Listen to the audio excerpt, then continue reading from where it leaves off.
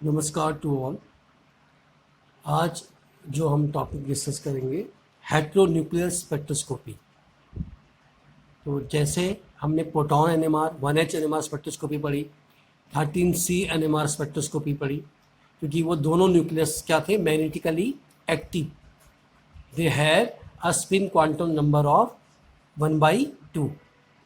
तो NMR spectroscopy में आप जानते हैं कि जो मैग्नेटिकली एक्टिव न्यूक्लियस होते हैं वही क्या देते हैं, उन्हीं का स्पेक्ट्रा क्या होता है, ऑब्जर्व्ड होता है। तो just like 1H and 13C, 19F and 31P has also a spin quantum number of 1/2. तो they are also magnetically active. The spectra which we get are called, due to 19F is called fluorine NMR spectroscopy. तो कुछ basic points हैं, इसके बारे में हम पढ़ेंगे, ठीक है। तो सबसे पहले हम 19F को स्टडी करेंगे। तो कह रहा है जो 19F है उसका जो नेचुरल अकरिंग आइसोटोप है वो क्या है, 19F। जो फ्लोरीन है उसका जो नेचुरल अकरिंग आइसोटोप है वो 19F है, जिसकी 100% एबंडेंस है, ठीक है। तीसरी बात, ये मैग्नेटिकली एक्टिव न्यूक्लियस है। क्यों मैग्नेटिकली एक्टिव है?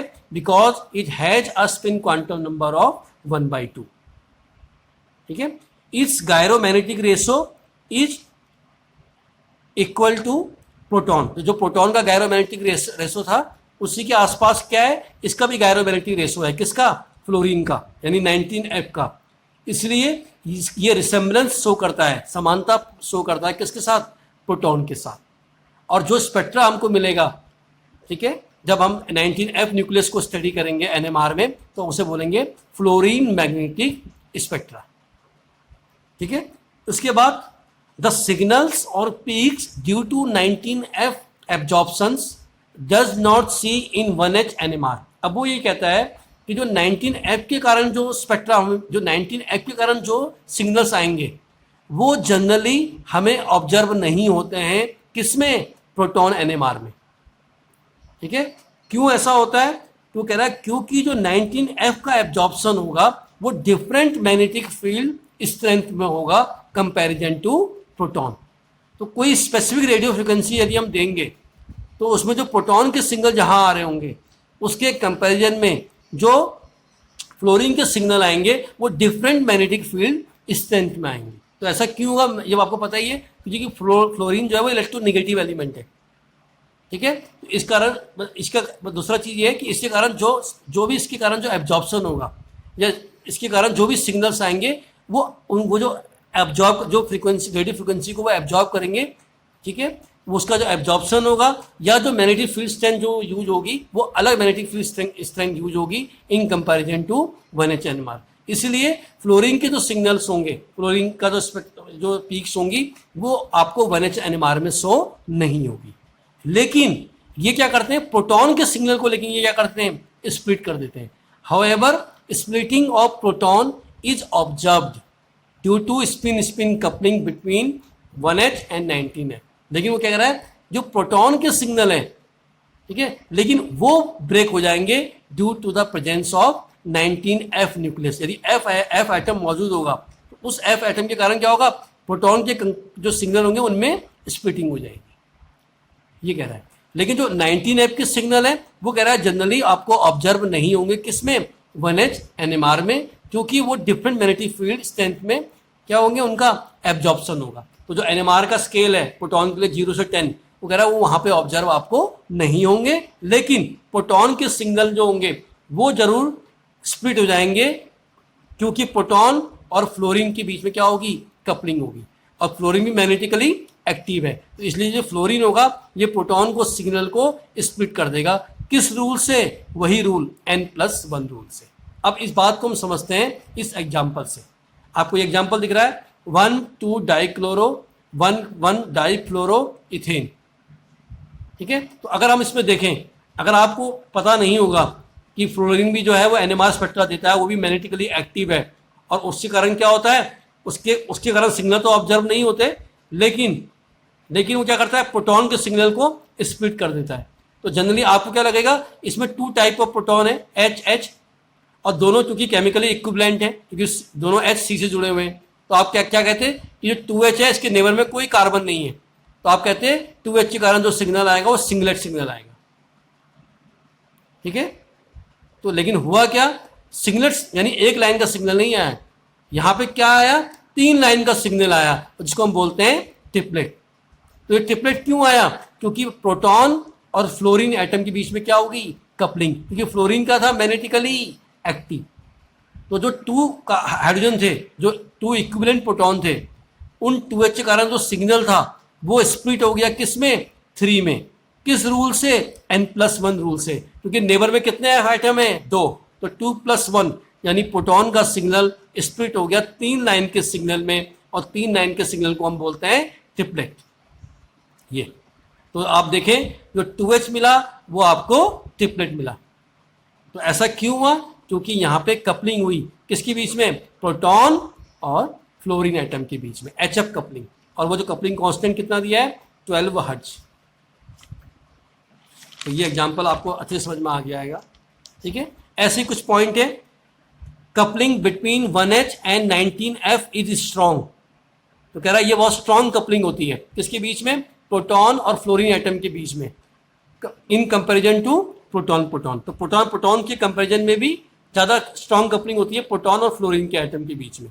तो कह रहा है यदि जेमिनल कपलिंग समझ में आ रहा है, यदि H और F जो है वो एक ही एटम से जुड़े हुए हैं, तो जेमिनल कपलिंग जब होगी तो उसके लिए कपलिंग कांस्टेंट की वैल्यू दी है, और विशनल कपलिंग के लिए भी कांस्टेंट की वैल्यू दी है 1.2238। विशनल समझो 3 बॉन्ड कपलिंग, जैसे यहाँ पे था, इसलिए 12 हर्ट्ज इसलिए तो आया कि यहाँ पे दो जो प्रोटॉन और जो फ्लोरीन एटम थे वो क्या थे, 3 बॉन्ड दूर थे, 1 2 3। तो ये विशनल कपलिंग थी, इसकी रेंज 1 से 30 है, तो 12 हर्ट्ज आया यहाँ पे। ठीक है, ये बताया उसने।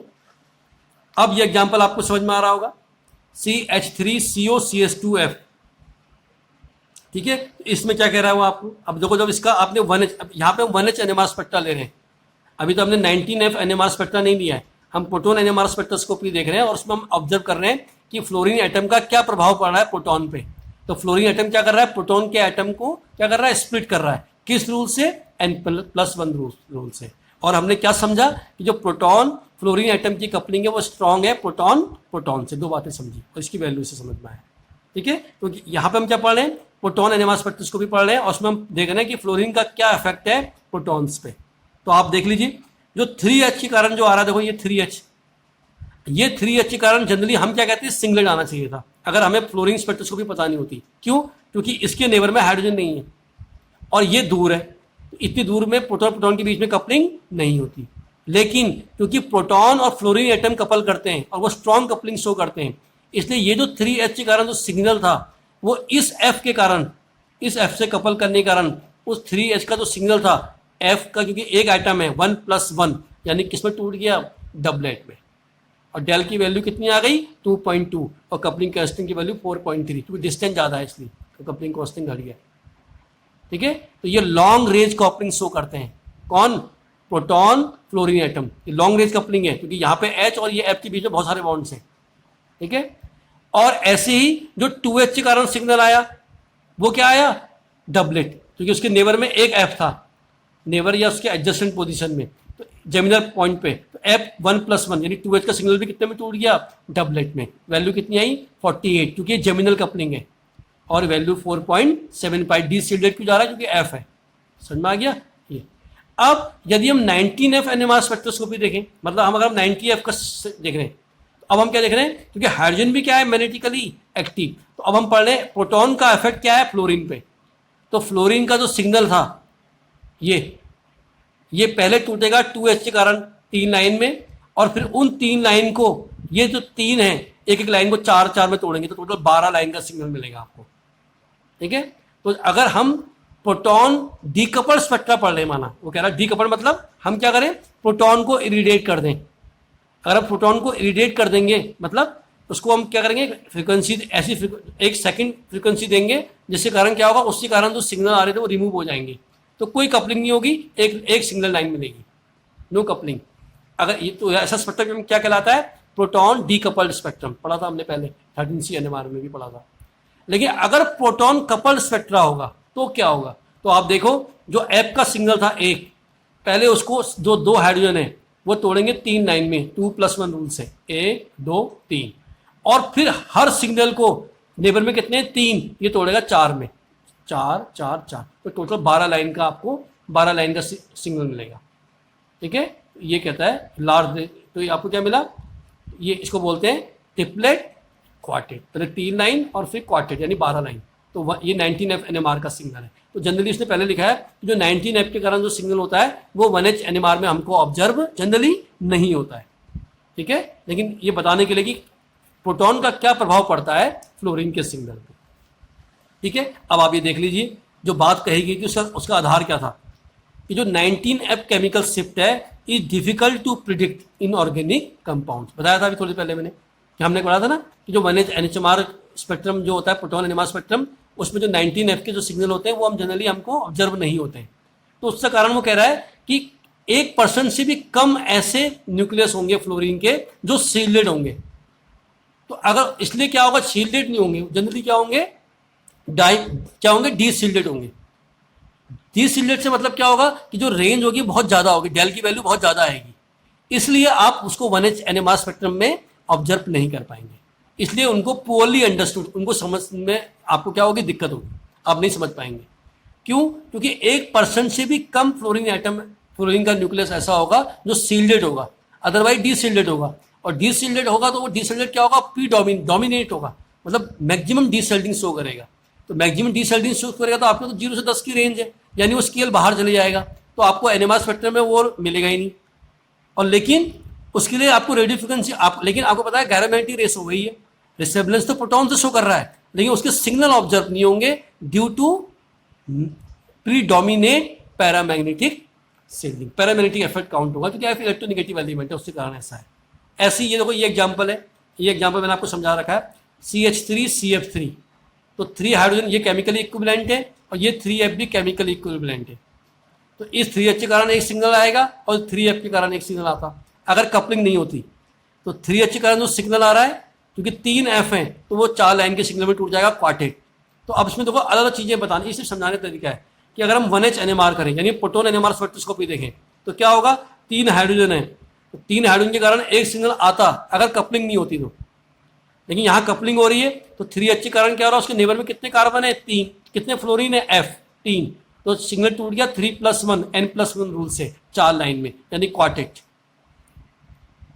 19F NMR, यदि आप NMR स्पेक्ट्रोस्कोपी में 19F फ्लोरीन स्पेक्ट्रा देखेंगे तो 3 फ्लोरीन एटम केमिकली इक्विवेलेंट है, इनके कारण जो सिग्नल आएगा वो टूट जाएगा कितने में, वही, क्योंकि इसके नेबर में 3 हाइड्रोजन है, ये भी 4 में, यहाँ भी क्वार्टेट मिलेगा। अब यदि आप 19F NMR कर रहे हैं और आपने ऐसे लिखा ब्रैकेट में, इसका मतलब क्या है कि प्रोटॉन डीकपल्ड, यानी जो ब्रैकेट में है यानी इसको डीकपल्ड, माने उसके कारण जो सिग्नल आएगा वो रिमूव हो गया। तो अगर इसके कारण सिग्नल रिमूव हो गया तो खाली 3F है, तो 3F के कारण क्या आएगा, सिंगलेट। क्लियर हो गया? ठीक है, इसमें आपको समझ में आ गया। अब आ जाते हैं 13C में। 13C अगर हम देखें तो इसमें कितने टाइप के कार्बन है, 2 टाइप के। भाई एक कार्बन ये है जो 3F से जुड़ा हुआ है, एक कार्बन ये है जो 3 हाइड्रोजन से जुड़ा है। यानी इसमें 13C NMR स्पेक्ट्रम में कितने कार्बन, कितने सिग्नल आने चाहिए, 2 सिग्नल आने चाहिए, तो 2 सिग्नल आएंगे। ठीक है, तो क्या कह रहा है 13C NMR में हम जनरली कौन सी कपलिंग यूज करते हैं, 1 बॉन्ड कपलिंग। तो कार्बन सिर्फ इसी से कपल करेगा, इन हाइड्रोजन से। ठीक है, तो कह रहा है 13C NMR स्पेक्ट्रा यदि हम देखेंगे तो C1 के कारण क्या आएगा, क्वार्टेट। क्यों? क्योंकि C1 से कितने हाइड्रोजन जुड़े हैं, 3, और हम इसमें 1 बॉन्ड कपलिंग ही ऑब्जर्व करते हैं। आपको पता होगा कि 13C NMR में स्पेक्ट्रम में 1 बॉन्ड कपलिंग यूज होती है, तो इसलिए 3H से तो सिंगल टूट गया 4 लाइन में, और C2 का 3F थे तो वो भी कितने में आ गया, 4 लाइन में। अब यदि 13C 1H करें, मतलब 13C का स्पेक्ट्रा जब हमने प्रोटॉन को डीकपल कर दिया, यदि प्रोटॉन के सिग्नल को रिमूव कर दिया, तो 13C मतलब तो एक ही लाइन, खाली कार्बन कार्बन है तो सिंगलेट आएगा। ठीक है, लेकिन यहाँ क्या आएगा, क्वार्टेट। अगर 19F को कर देंगे तो यहाँ क्या आएगा, सिंगलेट, यहाँ क्या आएगा, क्वार्टेट। तो इससे पता चल सकता है आपको स्प्लिटिंग पैटर्न का, कि जैसे जब हमने इसको डीकपल किया है तो इसके प्रोटॉन तो सिंगलेट शो कर रहे हैं और इसका कार्बन तो सिंगल एक लाइन का सिग्नल शो कर रहा है 13C में, और इसका 4 लाइन का। तो 4 लाइन का सिग्नल क्यों यूज कर रहा है, क्योंकि इसके नेबर में क्या रहे होंगे, 3F, तो हम बता सकते हैं यहाँ पे 3F है। ऐसी जब हमने इसको डीकपल किया, यानी इसके कारण जो इस F का था इसकी कपलिंग हमने क्या कर दी, रिमूव कर दी। तो अगर F की कपलिंग रिमूव हो गई तो C2 अकेला रहा, तो C2 के कारण क्या आएगा, सिंगलेट। लेकिन यहाँ पे क्या आएगा, क्वार्टेट। क्यों, क्योंकि यहाँ पे 3 क्या है, प्रोटॉन, तो हम कहेंगे यहाँ पे 3 प्रोटॉन है। इस तरह से हम आपको पता लग सकता है कि क्या अटैचमेंट है डिफरेंट एटम्स और ग्रुप का किसी पर्टिकुलर कंपाउंड में। ठीक है, तो ये एग्जांपल है, ऐसे आप बहुत सारे एग्जांपल्स ट्राई कीजिएगा। ये बेसिक कॉन्सेप्ट मैंने आपको बताया 19F NMR का। Thank you very much for watching, thank you.